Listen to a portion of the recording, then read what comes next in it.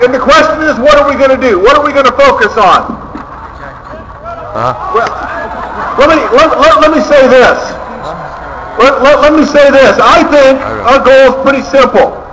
And it's something that you've probably heard me say a number of times on the Bill LeMay show, but it's something I tell myself every morning when I wake up. And that is, deficits are future taxes. Deficits are future taxes. So if somebody tells you that they're going to cut your taxes, but they're not going to cut spending, what is that? It's a tax increase. It's a tax increase whether the Republicans do it or the Democrats do it. Now I admit, I'm a recovering Republican. It's not something you get over very quickly. I understand that. So I come up here, I'm tempted to say, "Hi, I'm Mike," and you all say, "Hi, Mike." Hi, Mike. I'm a recovering Republican.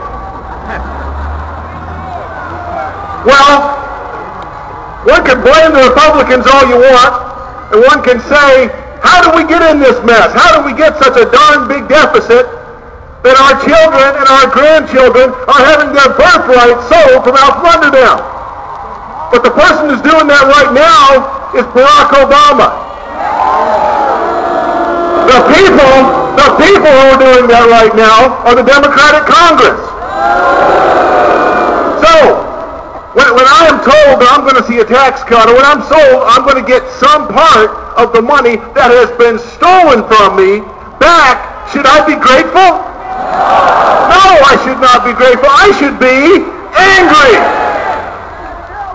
Well, if deficits are future taxes, how are we going to solve the problem of taxes? The answer is, we got to find a way to cut spending. Now, this enormous, ridiculous legislation that we just saw passed. You don't have to have a PhD in economics, but it happens I do have a PhD in economics. And I can assure you that very little, even by the standards of let's suppose that a stimulus might have some effect. None of this was stimulus. All of it was ideologically motivated crap they couldn't get through on the merits.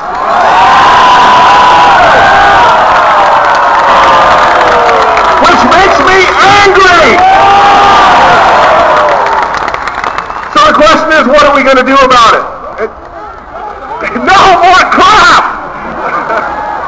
No more crap!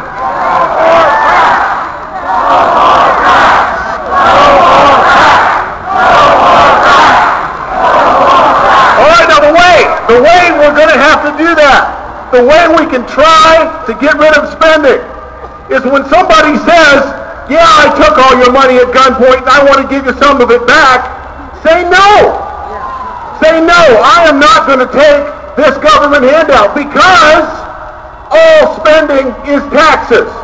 Now I admit, I'm sometimes grateful for getting back a little bit of what's been taken away. It's tempting. I have so much taken out of my taxes and I get a little bit of it back, and I say, well, yeah, at least I got that. We have to say no. We have to say no more crap. We have to say we're not going to take that government spending. Some of the companies, you've seen this, some of the companies that tried not to take the government money were told that they had to. Was that because the object was to help them? It was to nationalize them. It was to take over American corporations. It's no different. It is no different for you. It is no different for you who come to depend. It's just future taxes. Well, what do I want? What do I hope to see? I hope to see a government small enough to fit inside the Constitution. Thanks for coming. Else here signed up for in our Constitution. Amen? And I didn't win, but we gave out 50,000 copies of our Declaration of Independence and Constitution, and we talked a lot about the issues that really matter, which for me, honestly, the reason that I ran for office was because of money. It was because of economics.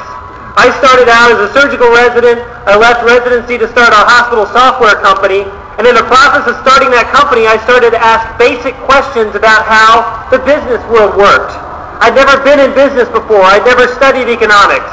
So here I am raising money to start a new business, and I start to ask a basic question like, hey, where does money come from anyway? And I admit, I'm an engineer, I'm a bit of a geek, so I like to diagram things and put things into systems and understand how things work. And when I began to follow that question to its end, I began to realize 10 years ago that we are all on a ride that does not end well. And it is up to all of us to recognize that the true answer to this is a public dialogue and comprehension about the very nature of our monetary, banking, and economic system itself. Because we're not seeing, I see a few people have been reading along with me, and I really hope that more do, because what we're seeing, folks, this crisis that we're experiencing in our economy, the loss of our liberties, both economic and civil, a government that grows without boundaries, this is not the first time this has happened in American history. I pulled a quick quote, and I'm not much into quotes, but this one was pretty good if I can find it. This was written by a gentleman named Peter Cooper, who was a 19th century industrialist who actually, produced things. He did useful things, had a business in New York, and he founded Cooper Union.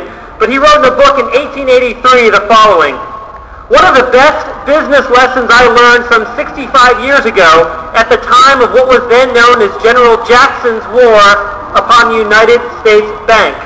I thought that I saw, as did General Jackson, the terrible danger which resulted from allowing corporations to control the money of the country.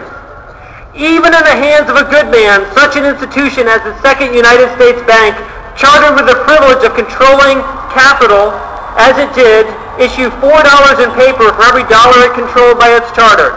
This bank had the privilege of opening a branch in every state with authority to issue what was called United States money, based upon this charter. This charter was obtained by giving $1.5 million to the government, and as Mr. Benton says in his history of 30 years in Congress, this is great, the advocates of that bank spent $3 million in bribing senators, members of the House of Representatives, and editors of newspapers for the accomplishment of their purpose.